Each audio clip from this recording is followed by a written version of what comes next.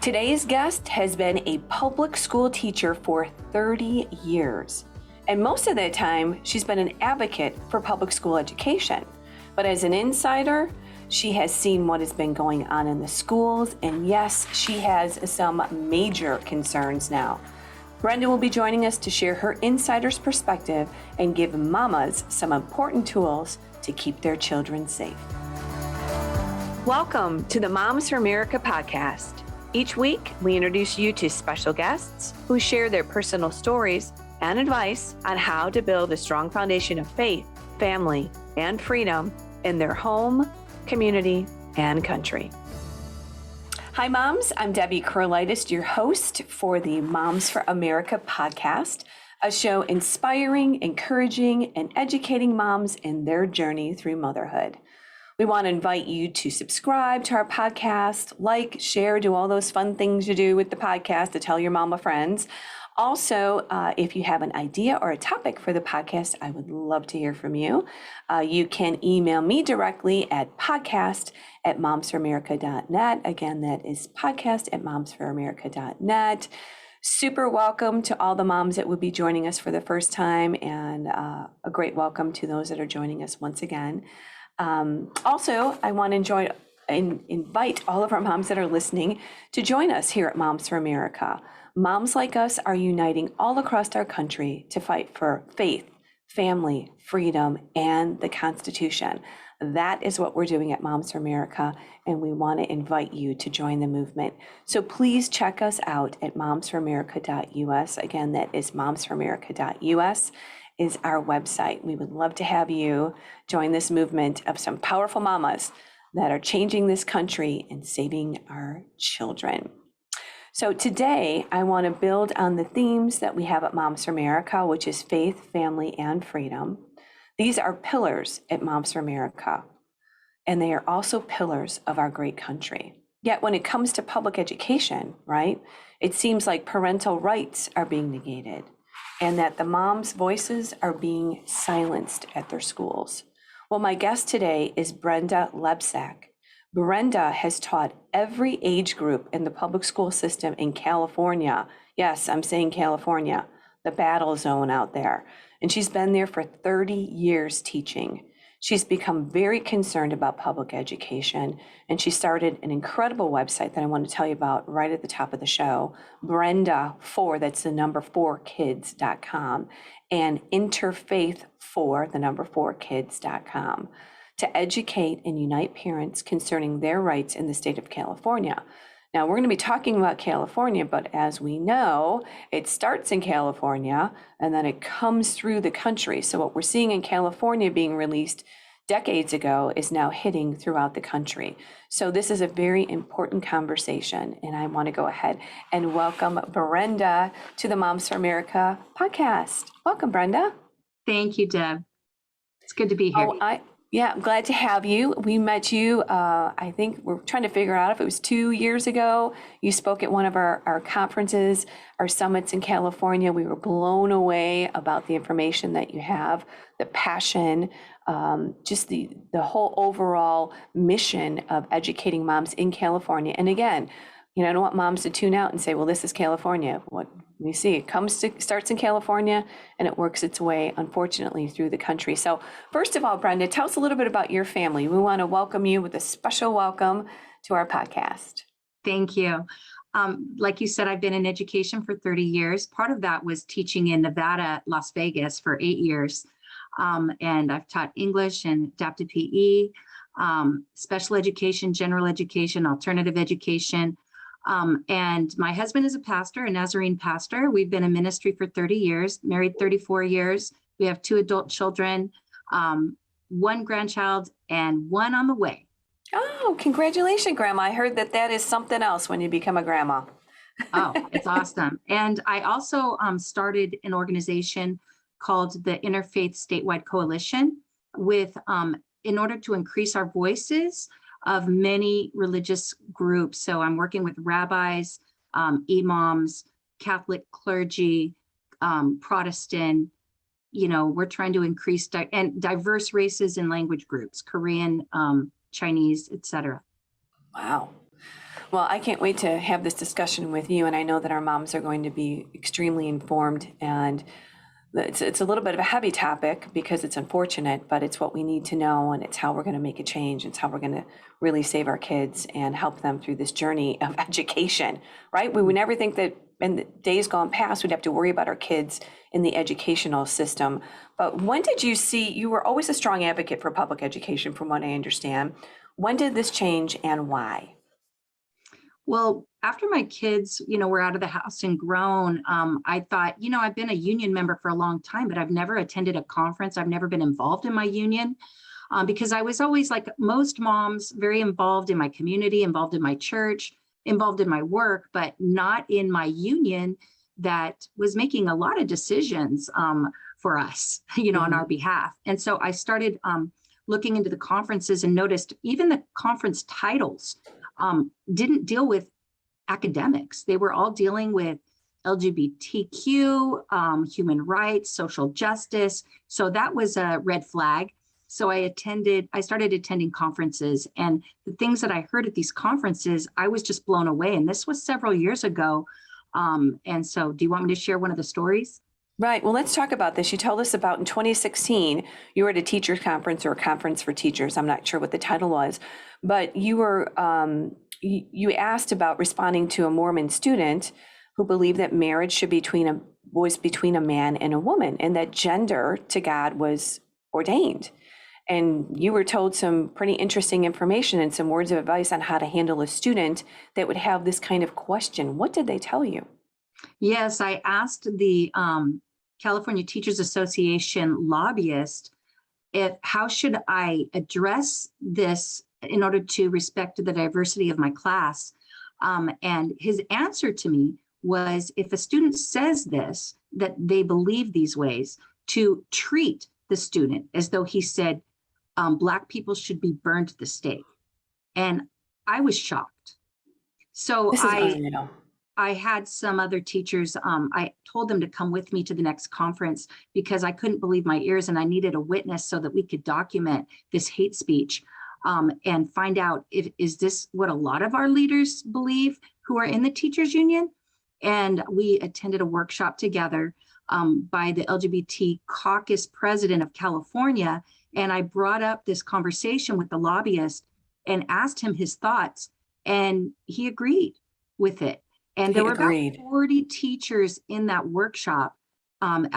This was an LGBTQ conference, and I believe it was 2016, something like that. Mm-hmm. And yeah, he agreed with it. And there were no gasps in the room. And I'm just like, I felt like I landed on another planet. Right. This Shocking. Was before critical race theory started coming in and all of these other, very controversial subjects. So I got a red flag and a heads up a while ago. Plus, in 2017, because I received the magazines from my teachers union, I read an article in March 2017 saying that gender was a spectrum and there were many genders. Transgender was just one of many, and there were many pronouns. And then I'm like, oh, wow. So you saw this in 2017, which now is in full blast all across the country. That's correct. Do you think, I just want to stop here for 1 minute, Brenda. Do you think that the teachers really embrace this? Do you think that they agree with this? I just find this hard to believe that such outrageous statements is adopted, or do they go along to get along? What do you think? Well, let me back up for 1 second. I forgot to mention that I was a school board member for 4 years, from 2016 to 2020. And that's very important because that's where I became engaged in policy and law and learned how these things are coming down the pike. So your question was, do teachers go along with this? For one, I think a lot of teachers are a lot of teachers are just starting to find out what their teachers union really believes and what they're pushing. Mm-hmm. Because a lot of teachers say they're not political, so they don't want to get involved in that. And they keep them happy by buttering their palms with increased raises and increased benefits. So it's almost like hush money. Let's just keep you happy with your benefits and your raises and your perks. so that you don't worry about all of this legislation that we are passing on your behalf. Mm-hmm. And I feel like maybe they're just looking, like you're saying, looking the other way. But then the more they look the other way, the more they're forced to teach this. So, I mean, it's a crazy way of handling it. But let's talk about this conference you were just at. So we talked about 2016, 2017. Now, from what I understand, you're on the just coming back from a conference here in Chicago, which is where I happen to be. And what were you hearing at this one? Was the NEU conference? This is the NEA conference, the NEA, I'm sorry, not NEU, Yeah. NEA. The National Educators Association. So it's Okay. the nationwide teachers union that many teachers are in. And I was blown away. It was my first time being a delegate. And that means I was able to look at the policies that and the business items, legislation that they want to pass federally, and also look at be a voter on that and be able to be part of the debate, which I was able to speak about 4 or 5 times on the platform virtually. I was a virtual attendee. But let me tell you what I felt like I landed on another planet, because most of Another planet from the other planet you were on before. I mean, right? It just keeps getting crazier and crazier. Yeah, yes, it does. Basically, I would say 90% of the legislation and the things that they're emphasizing has to do with identity politics, whether it be based on skin color, where you came from, or your LGBT, your gender identity, or your sexual identity. That was identity politics. Totally, yeah. Okay, moms, write that down in your brain, because that's it right there. Yeah, it was not about academics as far as let's teach our kids how to read, write, and do arithmetic. It's more about let's teach our kids how to become social justice warriors, and all these identities. And every single speaker, when they came to, I did 3 days of this, by the way. Every time they came to the microphone to speak, they always said their name and they said their pronouns. This is very important because this is like mind conditioning, and this is what they're going to be pushing. Now, remember, this is every state. This is not just California. So these teachers are representing every state in the nation. And moms, you need to know, do not put up with this pronoun mumbo jumbo. This is a stepping stone to acquiesce and to bow your knee to this unlimited gender identity. And it's basically saying that you're going along with it. So whenever you see a teacher's name, if she signs off in an email with the name and pronouns, even if it's she, her, hers, or he, him, his, they are either part of the social justice movement or they're followers and they just go along to get along. So they'll just do what they're told. But this reminds me of when you just said that, reminds me of the fact when we say that marijuana is a gateway drug, this pronoun, it is a gateway. It's a bridge. It's taking us somewhere. There's an agenda. Oh, absolutely. And they want kids to go ahead and they want them to identify with their pronouns. Moms, get creative with this. You know, you need to warn your kids and let them know ahead of time. And I want to give parents some ways to talk to their kids. One way I talk to kids or adolescents is when I say, they're trying to say that this is based on objective science. You need to tell them, if this was objective science, then sciences would align across the board, right? And forensic is a science. Forensic science, where you have investigators looking at crimes in order to find truth with suspects. I said, I asked some forensic scientists who have been in the field for decades. I said, in all your years, when you have been looking at suspects and you look at the blood, evidence, have you ever run across a non-binary individual or a transgender individual when you look at the DNA? They say no, because it doesn't exist. Right. Because it's perception. It's the way someone thinks they are. It is not based on their DNA. No amount of surgeries or hormone therapy can change someone's DNA. Right. So I just want to make sure, is there anything else that we can be be aware of that you heard at this conference? So the pronouns are a big push, the identity politics, Anything else, Brenda, that was shocking before we move away from that conference?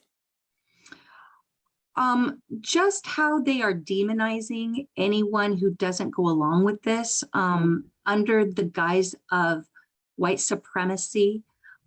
Christians are definitely being demonized, and you do need to know under critical race theory that, I mean, if you're not familiar with it, that, we have oppressors and those that are privileged. And so they are incentivizing kids to be identified as non-conforming genders, because cisgenders or biological genders are considered privileged oppressors. Okay, so non-conforming genders are considered, the oppressed and the minorities. And so it's interesting too in the flags. So you've got all these different flags of different either gender or sexual identities, and they were flying lots of different flags. Even if it was on the mask that they were wearing. So with these colors, do you know what the color is of, if you're identify as your biological gender or heterosexual, do you know what that flag is? No. Black and white stripes. Pretty boring, huh? Just black and white stripes, meaning binary. And meaning archaic. I can't keep up with this. I know. honestly cannot keep up with this. So if you think about I mean, I'm talking about this every week. I still can't keep up with it. This is a psychological strategy, because to show kids that, oh, if your identity is the black and white flag, then you're really boring. You're not colorful. You're not unique. You're just really drab and boring. Wow. Okay. Well, there we go. Something else for moms to be aware of. Why is, I mean, we talk about this a lot, but this gender fluidity education, this confusion that they're pushing, I mean, obviously they're dividing the races. They're talking about the oppressed, the oppressor. And this gender issue is just so big right now.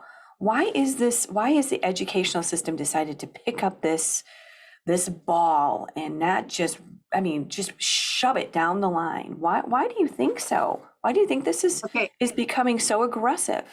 Well, Debbie, is it Debbie or Deb? Debbie or Deb?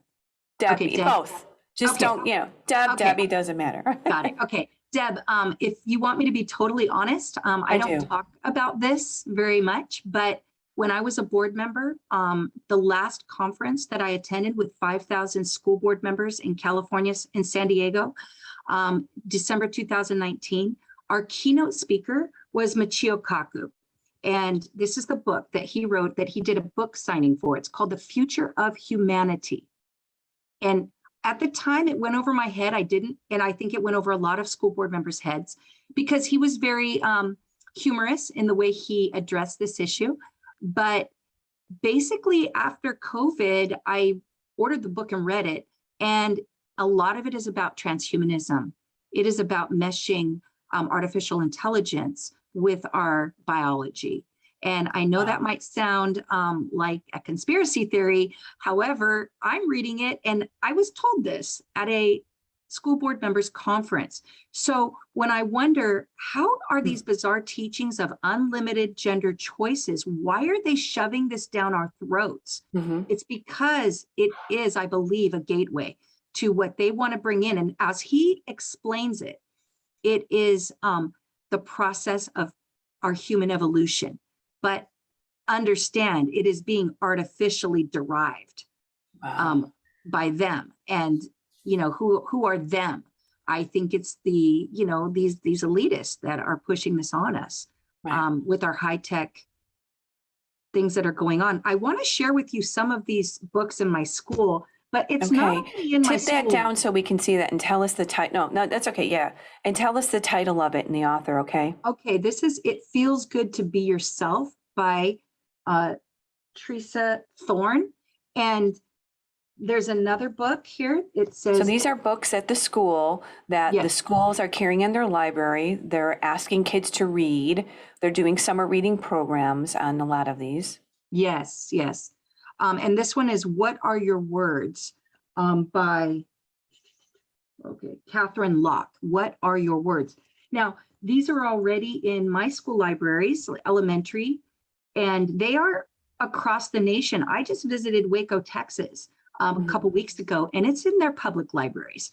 Waco, Texas is probably one of the most conservative areas in our nation, and they're getting in our public libraries. But So what's in these books? let me tell you what it says in these books. It says that your gender changes like the weather and is based on your feelings. And there are infinite pronouns that can fluctuate based on how you feel. Crazy. Yes, Yeah. that's very crazy. And the reason they are bypassing adults and parents is because they know that, we are in the adult stage, so we can see this is crazy. But Right. children are imaginative, trusting, impressionable.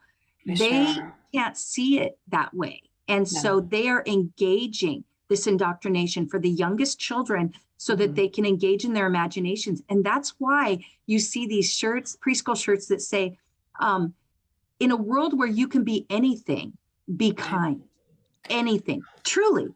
One of the preschool books here says that you can, What's it's that called? They, She, He, Me, Free to Be. Yeah. And it is by Maya and Matthew. It's part of the Human Rights Campaign Welcoming Schools for Inclusion. And it says in here that there are pronouns such as tree, and they can make up their own pronouns based on how they feel. Wow. I remember years ago when someone said to me, they're going to go right down to kindergarten and preschool, and they're going to just start indoctrinating them and destroying their gender and conditioning them. And I thought, wow, isn't that going to be crazy if they do such a horrible thing? And here we are. It's part of the universal preschool program under Biden that he's pushing. It's part of the master plan, and it's on my website. If you look at the National Association of Educating Young Children, NAEYC, I show the document that says that they want to teach gender identity defined as expansive and fluid, viewed by science. Now, you might say, how can they say viewed by science? Well, if you look also at the 2020 sex ed standards on my website, brendaforkids.com, the number 4, you'll see that they changed the definition of fact. Fact is, it says opinions based on experts in the field, and they choose what experts they want to believe. Isn't this crazy that we have to change the definition of what the word fact means? Is that how I'm understanding this from you? That's correct. Maddening. All right.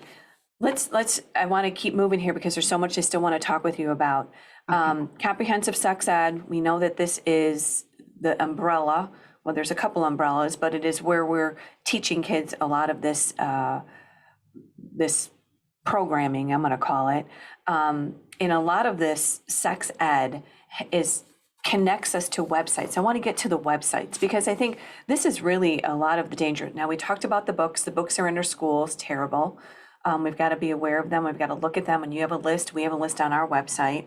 But a lot of this is going kind of behind the parents. It's connecting them to websites that is explicit material, pornographic discussions, gender advice that is off the wall. And a lot of it is like, hey, kids, you don't have to listen to your parents because they're not going to understand, but I'll give you gender advice. I'll show you the way. And they are really just sidestepping parents. So I want to talk about these sites and how they're connected. The school is connecting them to our children. Would you talk about this for us? This is key because, as you know, after COVID, we had a ton of federal funding come in for mental health. And yes, there has been a mental health crisis. However, these are corrupt mental health links, okay? And I don't want to overwhelm parents right now. Hold on, parents, just hold on. You're going to be overwhelmed by some of this information on the amount of deception and betrayal that's going on. Yeah. But there is hope, and I'm going to give that to you in a minute. But these mental health lines, such as the National Suicide Hotline, I've been testing them all out because they're in our student bathrooms. They're on our student hallways. Right, they're on the posters. In my district, they are. And my district is high immigrant, 98% Hispanic. So I think they really target those districts because they know the parents, many are not, not documented, they're immigrants, and so they won't push back. But I There you go. tested out a lot of these, and I tried to use the text that they were giving to these students, so I could have things in writing. And what I would do is say, I'm scared about puberty. I'm unsure of my gender. What should I do? And every time they would send me to the Trevor Project, which would also send me to the Trevor Space. Trevor Space is a chat space where they are mixing kids with adults, unvetted adults, to discuss and discover and explore their genders and sexualities. Mixing them with, it's just crazy. I went in and checked it out for myself. They have these chat clubs like the non-binary pals, the furries club, the regression club, the gay men's club that says, let's talk about boys. The Gay Men's Club, this is a site that's being referred to on the posters that are in the schools in the junior high. Again, it's shocking, but we've got to know about this. In elementary school, in my school, it's kindergarten. It's in the kindergarten bathrooms on eye level. Mm-hmm. So we're pushing them towards these websites as answers, folks, as answers. Yes, this is the place. If you don't have anyone to talk to, you can find someone to talk to who will understand, because we care. It's always under the umbrella of we care and kindness. Right. There's suicide prevention or anti-bully. Correct. Mm-hmm. And I, even in the National Suicide Hotline, they sent me a survey that gave me like 10 genders to choose from and said, click which genders apply. And then said I could make up my own gender if one was on there that didn't apply to me. So just know that even the National Suicide Hotline is being used as a place of indoctrination, because they're actually violating laws, because one of our ed codes is that you cannot survey kids, minors, without parent permission or notification when it has to do with sexual practices or anything to have to do with their families. And they are doing that. They are surveying these kids. Yeah, they surveyed my son. We took him out of school after that. That was it. They said that they sent a notification with they did. But, to our parents, if they send an email saying we're going to survey your children about their sexuality or diversity or inclusion or whatever, all these, words that they're using, if you don't get a chance to see that email, that survey's going into the kids' box, and it went in our son's too. And it caused an uproar here in the suburbs of Chicago. That's because they say opt out instead of opt in, and opt out means that you have to provide something in writing, but you might miss the notification. Sure. If you miss the notification, well, so sad, too bad, That's why people have to be proactive and sign something, which they can go to Protect Our Kids website. I have a resource page on my website of other sites they can go to for legal advice, and also for forms and documents that they can provide to their school districts ahead of time before school starts. Mm-hmm. Right. So parents, you can get documentation to bring to your school, to opt your children out, to discuss this with the school, so your children do not have to be exposed to it. The problem is, as we know, that it's a thread. It's like through the tapestry, it's through the fabric of the school, because like Brenda just said, this is what they're pushing with the teachers, and then the teachers are bringing it into the schoolroom, and it really is, it is a big battle. But before we get to some of the answers, Brenda, I do want to talk a little bit about Chloe Cole, because now we've talked about this, the books being in the school, the teachers, the education, but this ideology, this sexual fluidity, this gender confusion is not only being pushed in the schools, but it is being pushed legislatively. So I want to go ahead and talk about SB 107, and I'd like to hear a clip. We're going to roll this in, and then we'll talk about it, from Chloe Cole, a California teen that talked about her experience with gender affirming care. This is her testimony. Let's go ahead and listen to this, and then I'd like to have you make a comment on that.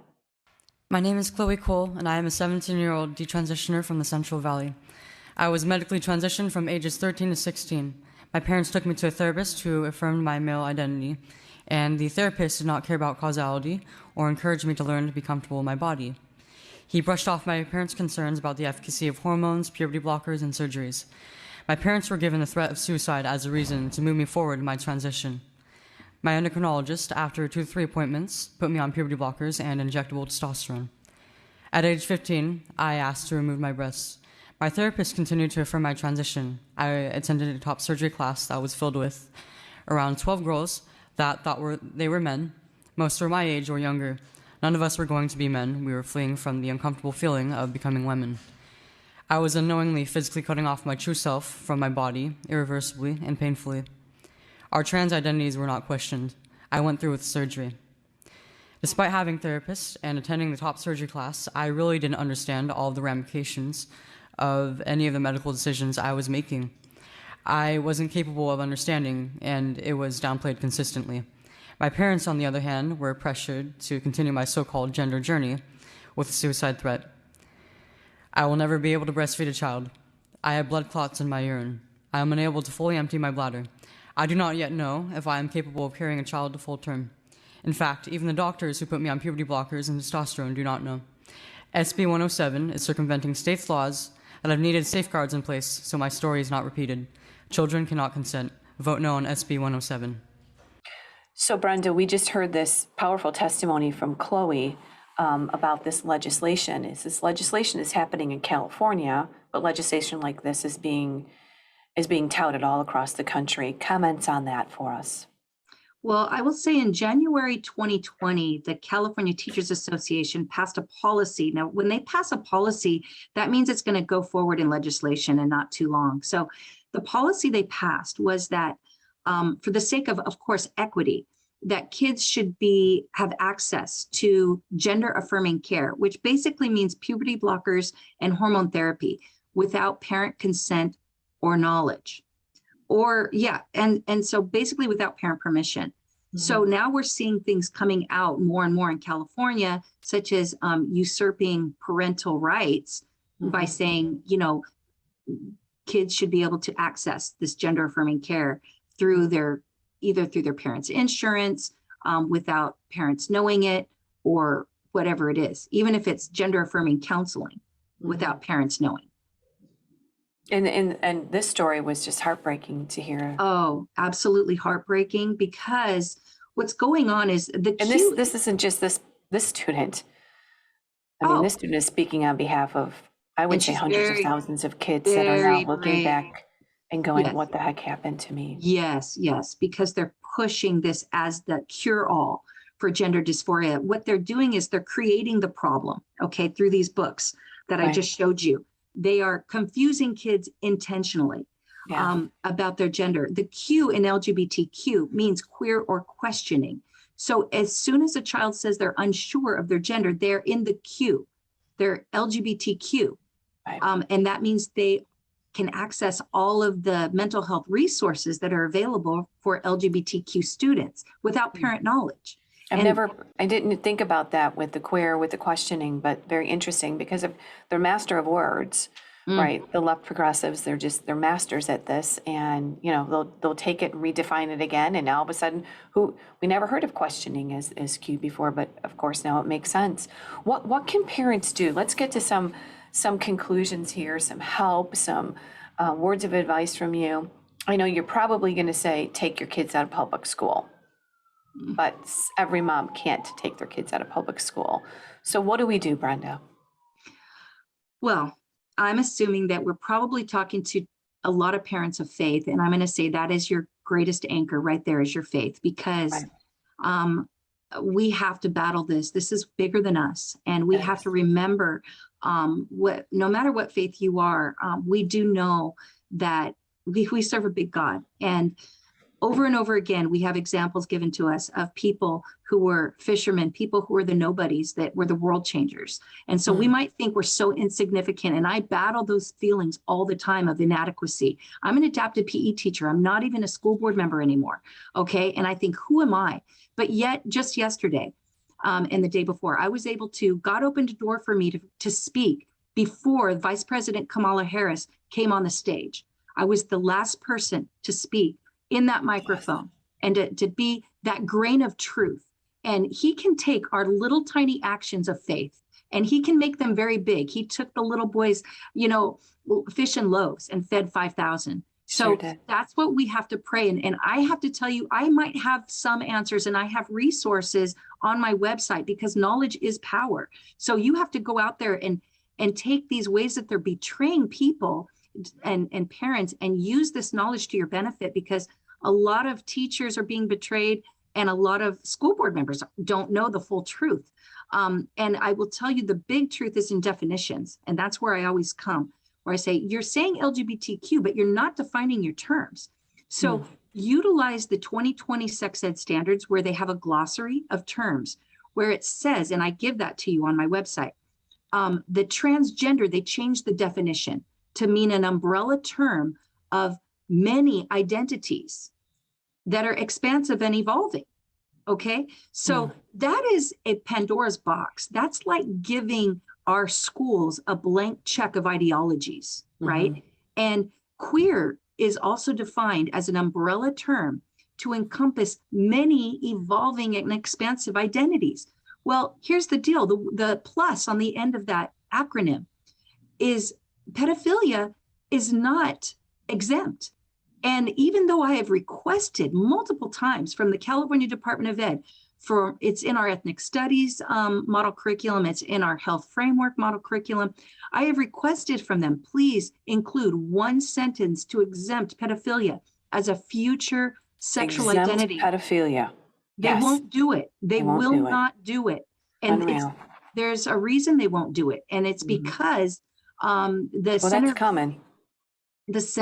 We're right there. We're on the brink, because the Center of Disease Control also endorses the word non-binary, as they define it as gender creative, meaning kids can make up their own genders. Okay. And the CDC funded the Advocates for Youth, which wrote the 2020 sex ed standards, which many states are using, that says that under sexual consent, that consent is a fundamental right for people of all ages. All ages. Yeah. That is right. We've got to, and people, I think moms or parents or just general society doesn't think, oh, people, that doesn't mean children, does it? Of course it does. Of course it says does. all ages. Well, they say all ages. Right. You just don't go there in your mind. Exactly. You just don't go there in your mind. It's so horrendous to discuss. So on your website, we'll close with your website again that has a lot of information. It's Brenda4, and that's the number 4kids.com, and interfaith4kids.com. A lot of information, a lot of tools, a lot of proactive ways that you can opt your kids out, protect your children, keep them safe in the public school system, what you can do as a parent, right? And what is going on in today's culture is all on your website. Thank you, Brenda, so much. Thank you. We so appreciate what you're doing and the fight that you're fighting, and we're right there in the battle with you. So Can thank I you add for one thing, Deb? Sure, go ahead. That puberty blockers are not FDA approved for the purpose of sex changes. Parents need to know that. They need to know that because they're getting inundated with all this information. Yes. Yeah. And I have some detransitioners, their testimonies on my website as well. And I will be adding more because they're getting courageous and brave to start stepping out and saying the kind of abuse and health disparities and infertility and sterilization that they're going through right now. Right. All right. Well, thanks, Brenda, so much for chatting with us. Again, please visit her website, get all that information on there. We have a lot of links on our website too. And I want to close out and just say, I want to remind all of our moms here not only to visit Brenda's website, but also to visit our website at momsforamerica.us. Check out all of our resources, our events, our programs. We discuss topics like this. We are a resource for you moms because we want to help you raise strong children that love God, love family, love country. Also check out our signature program, which is a cottage meeting. These 12 lessons will inspire and educate you about America's amazing heritage so you can share the principles of liberty in your home and in your community. This program, along with so many other things on our website, will help you impact your family in a very, very powerful way. We say from parental rights to public policy, Moms for America has it all. So lastly, we want to invite you to sign up for our weekly newsletter. This will help you get educated on issues that relate to you as a mom, just like today's topic and discussion. You will engage with moms all across the country. We say this every week, that liberty begins at home and that you moms are the heartbeat of America. That's why this movement is so powerful. And we really believe that the moms are going to save our country as we defend our children and our home. So go ahead, like and subscribe, share this with your mom friends. Join us next week for another inspiring, informative discussion with moms just like you. Thank you, Mama Brenda, and all you're doing. Thanks to the moms for listening. We love and appreciate you. We're so glad you're here with us. And again, let's keep changing our world one home at a time. And I'll see you next week.